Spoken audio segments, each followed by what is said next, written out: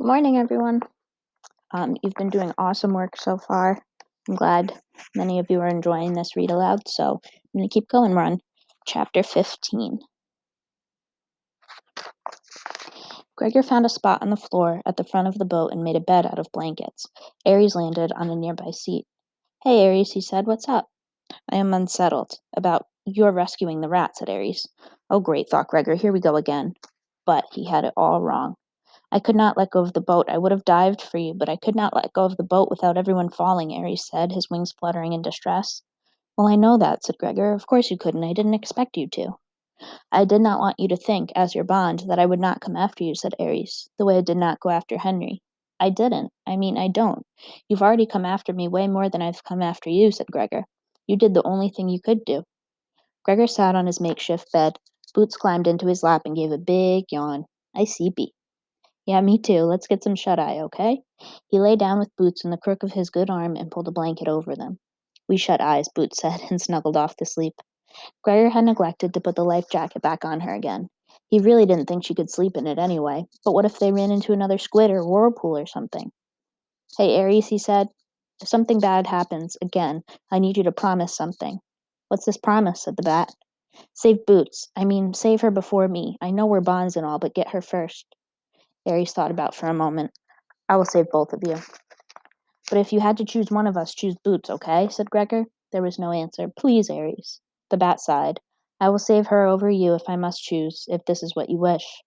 This is what I wish, Gregor said, letting go and relaxing into sleep. He felt better knowing Aries was there, watching out for Boots, too. Maybe between him and Aries, and of course Temp, they could keep her safe. Hours later, when Gregor awoke, he felt a warm body pressed against his leg. He wriggled his arm, which had gone numb, out from under Boots' head and sat up. In the light of Fotis Gloglow's bulb, he could see Twitch Tip lying against him. He gave a little start of surprise, and she opened her eyes. Twitch Tip looked so embarrassed and scooted about 6 inches, which is as much as the close confines of the boat would allow. It was this reaction that gave Gregor the idea that she hadn't just rolled over against him in her sleep. She had, at some point, intentionally curled up against his leg, and it led him to another thought. How hungry for contact must Twitch Tip be to lean against him? A human? A human whose scent made her ill? She must be starved. All those years of living alone in the Deadland had left her desperate to touch any warm being, even him. He immediately covered for her. Hey, sorry, I must have rolled into you while I was sleeping. It's hard not to, said Twitch Tip. There's little room in the boat. Yeah, said Gregor. He looked around.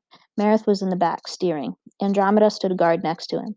Fotis Gloglow was perched on the bow, occasionally shifting the color of his rear end. Everyone else was fast asleep. Gregor considered going back to sleep, but he felt too alert. Besides, this might be a good time to talk to the rat.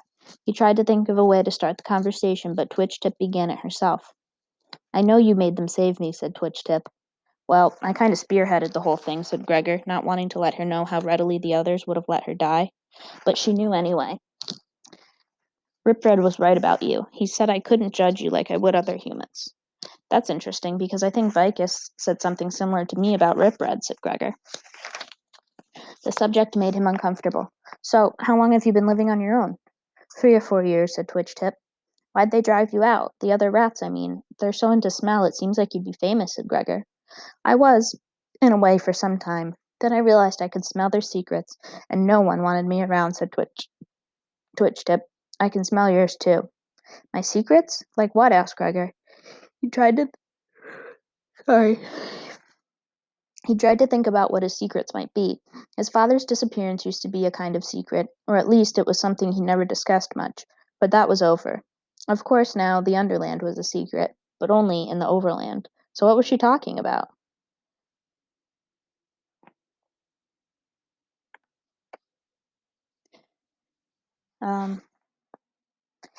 Twitch Tip spoke so softly that Gregor could barely hear her. I know what happens when you fight. Gregor was taken aback, but she was right. That was a secret. He hadn't told anybody about how he couldn't really remember what happened once he started swinging his sword, but he didn't let on. What happens when I fight? He asked coolly. You can't stop. You put out a scent. I've only smelled it once or twice before. We rats have a name for something like you. You're a rager, said Twitch Tip. A rager? What's a rager? Asked Gregor. It sounded like somebody who lost their temper a lot. It's a special kind of fighter. They're born with great ability. While others may train for years to master combat, a rager is a natural-born killer, said Twitch Tip. It was absolutely the worst thing he could imagine anyone saying about him. I'm not a natural-born killer, he gasped. He thought about Sandwich's prophecies, how they called him a warrior, how he was supposed to kill the Bane. Is that what everyone thinks? I'm some kind of killing machine? No one knows about it yet, or it would have been the first thing I heard about you. Being a rager, it's not a moral judgment. You can't help being one any more than I can help being a scent seer. But it doesn't mean you want to kill. It means you can. Better than anyone. But once you begin to fight, it's very hard for you to rein yourself in, said Twitchtip. Gregor's heart was pounding. Was she right? No, she couldn't be right. He didn't even like fighting. He didn't even like people arguing. But what about how he'd acted with the blood balls and the tentacles? He couldn't control what he did. He couldn't even remember it. I think you've got me mixed up with somebody else, was all he said. No, I don't. Ignore me if you want, but eventually you'll know I'm right. If you get a chance, though, I'd talk to Rip Red about it, said Twitchtip. Rip Red? Why Rip Red? Gregor said, thinking the main person he might need to save was a shrink. Because he's a rager to see was a shrink. That means like a therapist. Because he's a rager too, said Twitchtip, but unlike you, he's learned to control his actions. Rip Red? Well, no question, if anyone was a killing machine, it was that rat. Gregor thought of Rip Red whipping his tail at him to check his reflexes and saying, well, you can't teach that. Did he already suspect Gregor was a rager? Did Solovet? I'm going to sleep now, Gregor said, and lay down. He pulled Boots close for comfort and stared into the dark. He found himself biting his lip so he wouldn't cry. Yeah, if he got back from this alive, he'd better talk to Rip Red. Hours passed, and slowly, one by one, everyone awoke, and what approximated a day in the Underland began. Gregor had utterly lost track of how long he'd been down here. He thought about asking Luxa, but did he really want to know? Every day down here was a day his family had been suffering at home. His head started to fill with images of that suffering. His dad's illness worsening, his mother's sleepless nights, his sweet grandma's confusion, and Lizzie's fear. What was happening? Did his mom still work every day? Was Lizzie trying to take care of his dad and his grandma and go to school and pretend to Mrs. Cormacy that he and Boots had the flu? Was it almost Christmas? Everything bad was worse at the holidays. He knew from years of his dad's absence.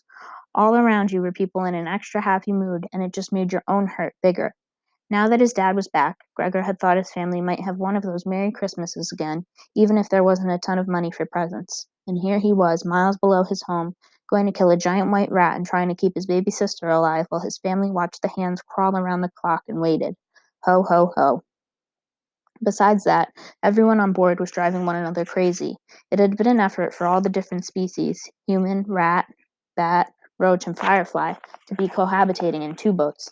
In one boat, it was getting nasty. Arguments were breaking out left and right, especially over food. A lot of the supplies had been stored in the second boat, so they were lost in the whirlpool. Marith took stock of the remaining food and put everyone on strict rations. But Photos Glowglow and Zap insisted they receive their same gluttonous amounts. When they were told that wasn't going to happen, they whined incessantly until Twitchtip remarked that she could always eat fireflies. Then they simply sulked and only put out light when they felt like it. Why did the girl and her flyer get our food? Gregor heard Zap mutter to Photos Glowglow. They are no more than stowaways. And of course, Gregor couldn't deny Boots food. When lunch was passed around, she gobbled up her bread and cheese in record time and then pointed to Gregor's. I'm hungry. There was nothing he could do but give her half of his food, but after eating that and half of Temp's ration, she was still not full. Oh, give her this, Twitchtip said, and scooted a chunk of cheese over to Boots, who gnawed it happily. Everyone gawked at Twitchtip, who snarled. It reeks of humans. I can barely choke it down anyway. And everyone looked away. But Gregor was pretty sure he had witnessed a first, a rat giving a human her food. Howard was the least concerned with the food issue. We're surrounded by food. We need only reach in and get it, he said. He lowered nets in the water and sent the bats out to dive for fish. He was right. It didn't take long to assemble a good-sized pile of seafood. Unfortunately, there was no way to cook it. This wasn't a problem for anyone but the humans. Most of the others preferred their catch that way. But raw fish? Gregor stared at the cold white flesh with distaste. He knew that they couldn't waste fuel to cook it. It crossed his mind he might try warming it up on Photos Glowglow's butt, but he didn't like the bug enough to ask.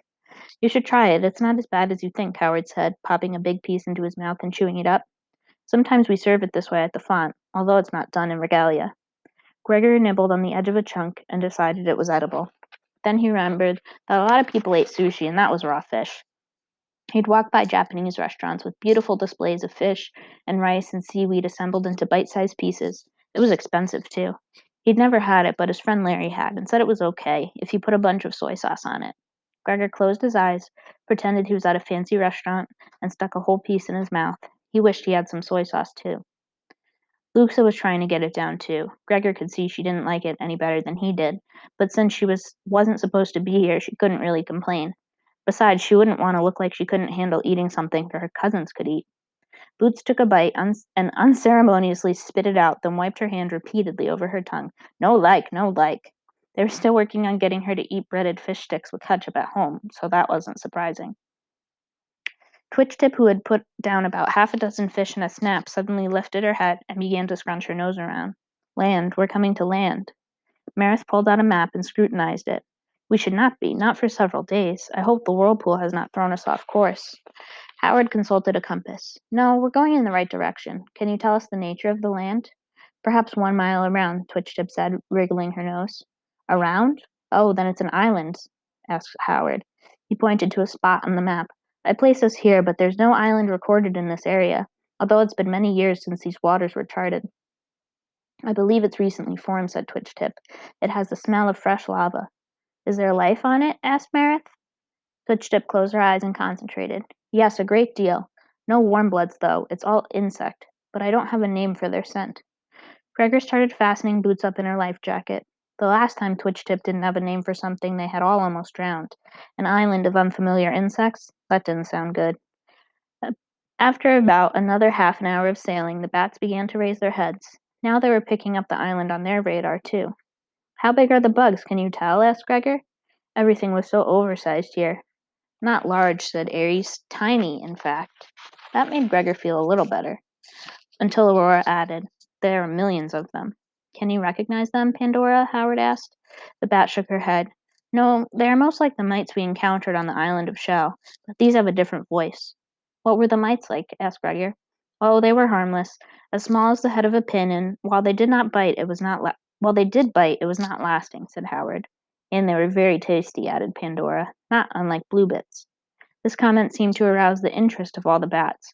Whatever bluebits were, Gregor had a feeling that for bats, they beat out raw fish by a mile. Perhaps I should do a flyover. We could get very full if they are like bluebits, said Pandora. Marith was reluctant to let her go, but Howard thought it would be okay. If they are mites, what harm can they do? Go, I would not go, Temp said, but no one much ever listened to him. Why not, Temp? Asked Gregor. Do you know what kind of bugs they are? Temp didn't, or he couldn't articulate if he did. Bug bad, was all he could say. There it is, said Luxa suddenly, and the place emerged from darkness. It was visible in the light of a small volcano that bubbled out lava at the center of the island. In a couple of places, the lava spilled over and ran into the water, entering it with a hiss. A jungle-like growth of twisted plants covered areas that were not in the lava's path. Gregor guessed they must depend on the light of the lava, since there was no other. Or maybe they only needed its heat. His dad had told him something about that, how they had discovered some things could grow without light if there was heat. Well, whatever they used, these plants were doing fine. Then there was that hum. The whole place vibrated with life that they couldn't see. Gregor didn't like it. He knew Temp didn't either, but the other Underlanders seemed curious about the new island. It seems a shame to pass it without examination, said Howard. We may gather knowledge that will help future voyagers. And there was no holding Pandora back. Yes, it is our duty to at least ascertain if it would make a hospitable place for resting. Some of our stronger flyers could make the crossing if they knew they might land here. It was agreed that Pandora could make a quick reconnaissance flight to get a closer look at the place. She flew off swiftly and was soon over the island. It didn't take her long to circle it and report back to bats in pitches the others couldn't even hear. She says it's safe, said Aries, and the mites are even more delicious than bluebits. Well, you might as well fill your belly, said Marith, but only in pairs. I do not like all of you away from the boat at once. You may join her, Aries. Then Aurora and Andromeda may go. Gregor picked up Boots so she could look. It wasn't every day you get to see a volcanic island in an underground ocean. Might as well check it out if it's safe and all, thought Gregor. But it wasn't. Aries was almost to the island when it happened. A black cloud exploded out of the jungle and engulfed Pandora. She had no time to react. In a moment she was darting one moment she was darting around eating mites. The next moment they were eating her. In less than 10 seconds they had stripped the writhing bat down to the bone. Her white skeleton hung in the air for an instant, then crashed to the jungle below. Then a puzzled voice next to Gregor's ear. Where back?